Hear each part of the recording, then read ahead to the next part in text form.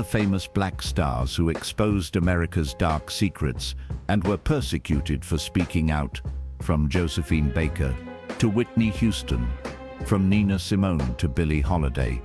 These stories are not the scandals reflected in magazine headlines. The real scandal is the ruthless system itself, which worshipped these artists' talents while denying their humanity and forcing them into a grateful silence. Their crime was not drugs or complicated love affairs. Their only crime was insisting on remaining black, famous and dignified human beings in a world that expected them only to entertain. One Josephine Baker, the banana skirt that started a war. The scandal began not with what Josephine Baker wore on stage, but with what she refused to wear off it, the mask of grateful submissiveness that black entertainers were expected to display in public. Born in the slums of St. Louis in 1906, she watched white mobs burn black homes across the Mississippi River during the East St. Louis riots when she was just 11 years old, and that image never left her mind or her mission. By the 1920s, she was dancing on Broadway, but America wanted her exotic, not equal, sexy, but not serious, entertaining, but never enlightened about the system that paid her to perform while denying her humanity.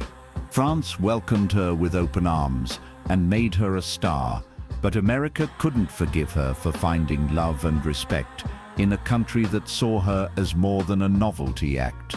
When she returned to the United States in the 1950s as an international celebrity and civil rights activist, the FBI immediately began surveillance, convinced that any black woman with that much influence and that little fear had to be a communist threat.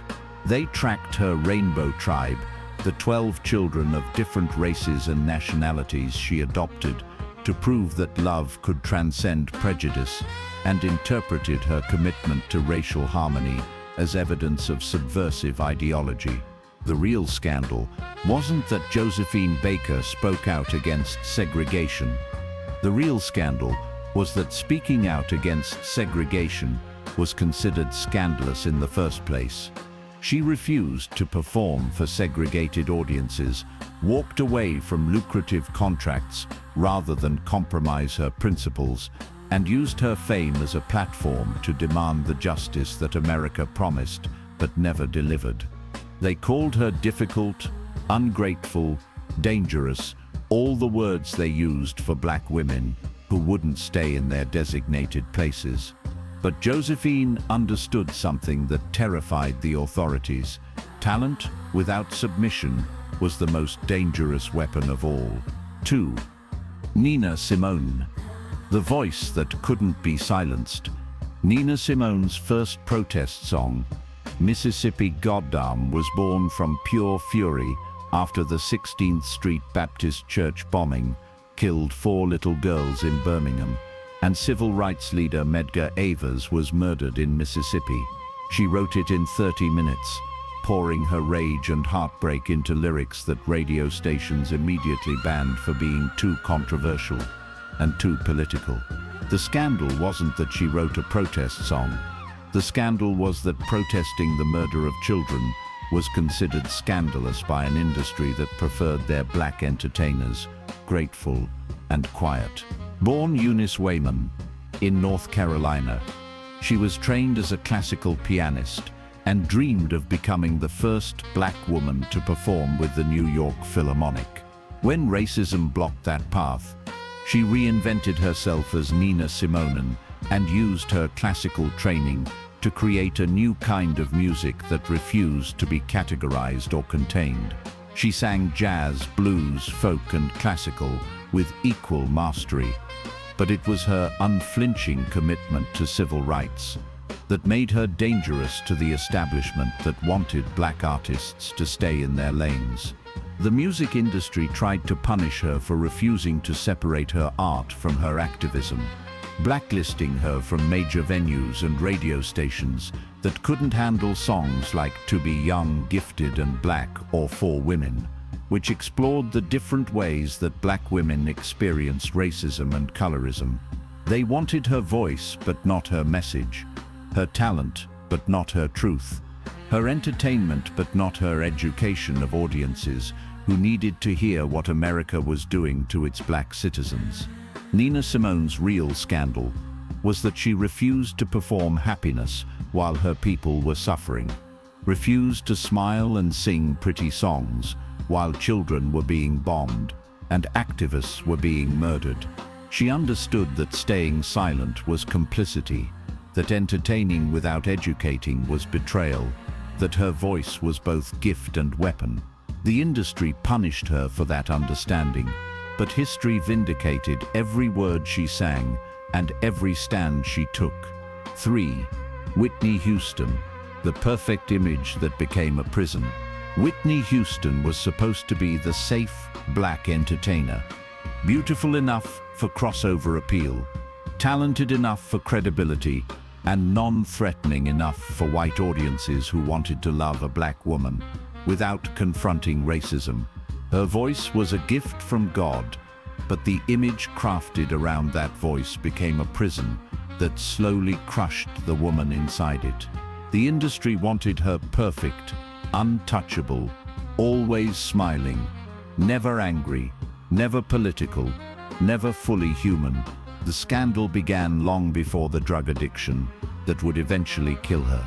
The real scandal was the impossible standard placed on black women entertainers who were expected to be flawless representatives of their entire race while receiving none of the support systems that would help them maintain their humanity under crushing pressure. Whitney couldn't have bad days, couldn't make mistakes, couldn't express frustration or vulnerability without being labeled as ungrateful for the opportunities she'd been given. When she married Bobby Brown, the media painted it as Beauty and the Beast, refusing to see that their relationship was more complicated than headlines suggested. When rumors of drug use surfaced, they treated her addiction as moral failure rather than mental health crisis, ignoring the pressures that drove someone with everything to risk losing it all. When her voice began showing the strain of years of substance abuse, they acted shocked that the woman they'd placed on an impossible pedestal had proved to be human after all. Whitney Houston's tragedy wasn't that she was an addict. Her tragedy was that she was never allowed to be anything other than perfect, never given space to struggle or heal or grow, never treated as a complete human being who deserved support rather than judgment. The industry that made her also destroyed her, demanding perfection while providing no roadmap for maintaining it, expecting strength while offering no relief from the weight of being a symbol rather than a person. 4. Billie Holiday, the government's war against strange fruit. The Federal Bureau of Narcotics didn't target Billie Holiday because she was using drugs. They targeted her because she was singing Strange Fruit, the haunting anti-lynching ballad that exposed America's most shameful violence against black bodies hanging from southern trees. Harry Anslinger, the racist head of the Federal Narcotics Bureau, understood that Billie's voice carrying that message was more dangerous than any weapon, more threatening than any protest, more subversive than any political speech. They sent federal agent Jimmy Fletcher, a black man, to get close to her, to watch her, to build a case that would silence her forever. The scandal wasn't that Billie Holiday used heroin. The scandal was that the United States government waged war against a black woman whose only crime was singing the truth about American brutality. They followed her, harassed her, arrested her repeatedly, and when she was dying in the hospital, they handcuffed her to her deathbed and denied her medical treatment. Billie Holiday's addiction was real, but it was also weaponized against her by a government that couldn't tolerate a black woman making white audiences uncomfortable with songs about lynching and racism.